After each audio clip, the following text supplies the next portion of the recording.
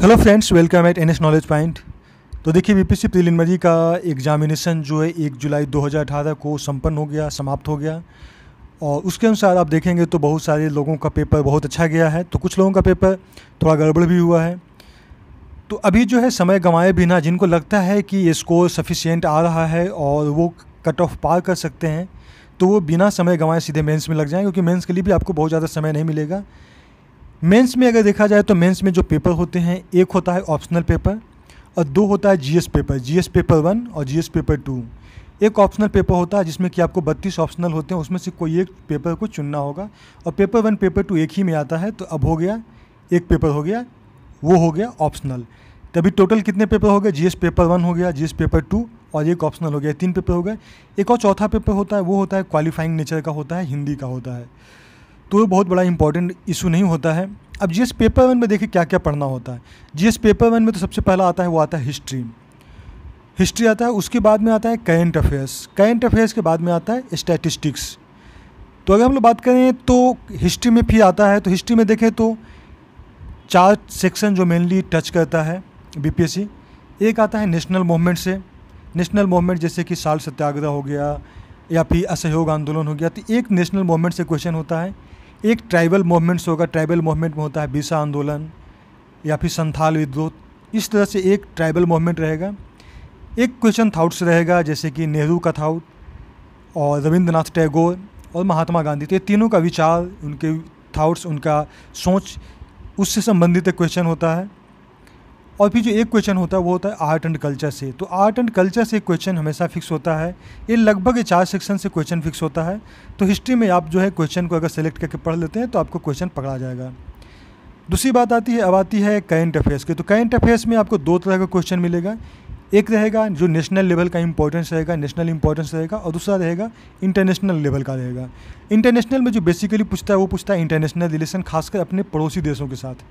तो पड़ोसी देश के साथ जो रिलेशन है उसको आपको तैयार कर लेना है। जितने भी हो गया, जितने भी हमारे सार्क नेशंस हो गया, जितने भी हमारे पड़ोसी देश हो गए, उन सब के साथ कैसा इंडिया का रिलेशन है, कौन कौन सा एग्रीमेंट हुआ है, इन सारी चीज़ों को आपको देखना होगा।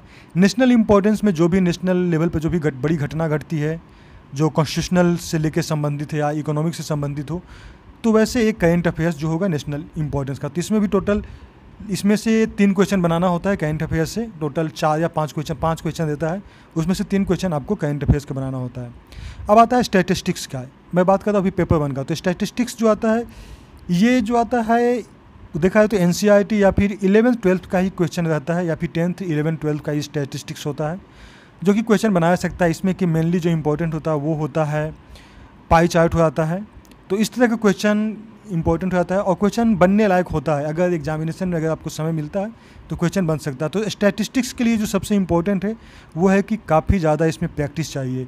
अगर आप कितना भी अच्छा जानकार हैं तो आपको स्टैटिस्टिक्स का क्वेश्चन एग्जामिनेशन में नहीं बनेगा अगर आपका प्रैक्टिस अच्छा नहीं है। तो ये बहुत ही रिस्की रोल रहता है। जिससे पहले क्वेश्चन रहता था जो स्टैटिस्टिक्स का 50 क्वेश्चन रहता था, लेकिन इस बार चूँकि सारे क्वेश्चन 38 नंबर का कर दिया, तो इस बार इसका भी वैल्यू जो है 70 से प्लस हो गया। तो इस कारण कह सकते हैं कि इसका जो इम्पोर्टेंस है वो कम नहीं हुआ स्टैटिस्टिक्स का। ये हो गया हमारा जीएस पेपर 1 की। अब हम लोग बात करते हैं जीएस पेपर 2। जीएस पेपर 2 में आ जाता है 3 paper, science and technology, economic geography और पॉलिटी। यानी पहला जो सेक्शन होता है वो पॉलिटी का होता है, जिसमें कि 3 क्वेश्चन आपको बनाना होता है। और इकोनॉमिक्स एंड ज्योग्राफी ये दोनों मिक्स करके रहता है, तो इसमें से भी आपको 3 क्वेश्चन बनाना होता है।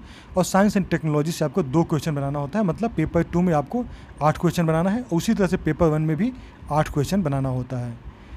तो ये हो गया हमारा बीपीएससी मेंस का पेपर 1 पेपर 2। अब हम लोग देखते हैं कि हिस्ट्री देखें। अब हम लोग का पेपर 1 की बात करें तो हिस्ट्री के लिए आपको जो है बहुत सारी एग्जामिनेशन के समय जब मेंस एग्जाम होगा तो उसमें बहुत अच्छे अच्छे किताब गाइड आ जाते हैं। तो उसमें ये आपको बहुत ज़्यादा मेहनत नहीं करना पड़ेगा, उसमें से आप कुछ कुछ छाँट के अगर पढ़ लेते हैं तो हिस्ट्री आपका कवर हो जाता है। हिस्ट्री में आपको ज़्यादा दिमाग लगाने की ज़रूरत नहीं है। हिस्ट्री के लिए बहुत सारे मार्केट में किताब आपको उपलब्ध मिल जाएंगे, तो आप किसी भी गाइड के तो यहाँ पर हेल्प ले सकते हैं। दूसरा आता है करेंट अफेयर्स। करेंट अफेयर्स के लिए आपको एक मैगजीन को फॉलो करें, जैसे कि आप विजन को फॉलो कर सकते हैं। दृष्टि का हिंदी माध्यम के लिए दृष्टि का मुझे लगता है कि बहुत अच्छा आता है, तो आप लोग अगर देखना चाहें तो उसको देख सकते हैं करेंट अफेयर्स को, दृष्टि का।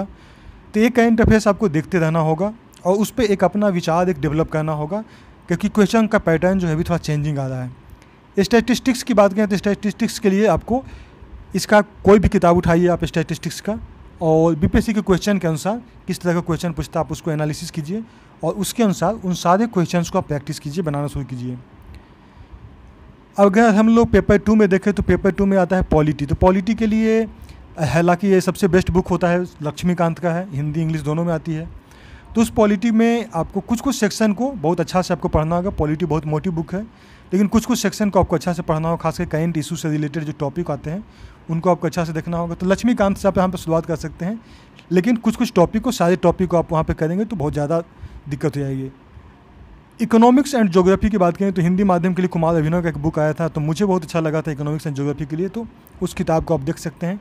साइंस एंड टेक्नोलॉजी के लिए भी कुमार अभिनव का बुक अभी देख सकते हैं। तो ये 3 सेक्शन जो है, तीनों सेक्शन में आप किसी भी किताब, जो भी किताब आपको लगता है कि आपको सफिशिएंट इन्फॉर्मेशन देता है तो उस किताब को फॉलो कर सकते हैं। ऐसे आस्था का भी कुछ कुछ नोट्स बहुत अच्छा होता है जो कि ये तीनों सेक्शन आपको बहुत अच्छा से कवर कर सकता है। तो इस तरह से कर सकते हैं। बीपीएससी पेपर 1 और पेपर 2 जीएस के लिए कुछ इस तरह का इंपॉर्टेंट किताब है और जो कि आपको ध्यान में रखना है। इसमें आपको ध्यान रखने की एक और चीज़ है कि आप किताब जो भी फॉलो करते हैं उसको स्ट्रिक्टली फॉलो करें। किताब कम से कम रखें। जिस किताब को आप पढ़ते हैं उस किताब को ज़्यादा से ज़्यादा पढ़ें। बहुत सारी किताब मार्केट में हैं और इसमें से ऐसा कोई ज़रूरी नहीं कि आप कौन किताब चुनें। आपको जो भी, जिस किताब के साथ आप कंफर्टेबल लगता है कि ये जो आप चाहते हैं उसी के अनुसार दिया है, तो आप उस किताब को फॉलो करें और उसको स्ट्रिक्टली फॉलो करें। उसके सारे पॉइंट्स को आप कलेक्ट करें, नोट्स बनाएं और उसको देखें और उसमें अंडरलाइन करें। जैसे भी आपको तरीका है, जो भी तरीका को आप फॉलो करना चाहते हैं करें, लेकिन यहाँ पे आपको शुरुआत करना होता है। मेरे ख्याल से शुरुआत जो करना है, शुरुआत आप करें करेंट अफेयर से, क्योंकि बहुत लोग अभी भी कन्फ्यूज हैं कि उनका पीटी होगा नहीं होगा। तो करेंट अफेयर से अगर पीटी नहीं भी होता है तो 64वीं का पीटी तुरंत होने वाला है, तो आपका एक प्रिपरेशन जो है ना एक कंटिन्यू मोड में रहेगा। तो आप करेंट अफेयर से शुरुआत करें। जो भी आप दृष्टि या फिर विजन या फिर इंसाइट, आपको जहाँ से भी मटेरियल मिलता है करेंट अफेयर से या फिर जिस मैगजीन किताब से, वहाँ सब करेंट अफेयर्स को कलेक्ट करें। तो आप शुरुआत यहाँ से करें। उसके बाद में आप हिस्ट्री को आप लास्ट में भी देख सकते हैं, अगर चाहें तो शुरू में, जैसा आप अपनी सुविधा अनुसार देख सकते हैं। मेरा मानना है कि पहले करेंट अफेयर को शुरुआत करें, उसके बाद में आप पॉलिटी सेक्शन को ख़त्म करें। तो ये 2 चीज़ है जो मेरे ख्याल से अभी आपको शुरू करना चाहिए। और फिर जैसे जैसे समय आएगा, एग्जाम आएगा, बहुत अच्छे से किताब मार्केट में आने लगते हैं अपडेट के साथ, तो उसके अनुसार आप चले। लेकिन आपका जो ट्रेडिशनल पेपर है उस पर आपको अच्छा पकड़ बनाना ज़रूरी है। तो ये था मेरा एक सुझाव। Okay friends, thanks for watching. Okay, bye bye.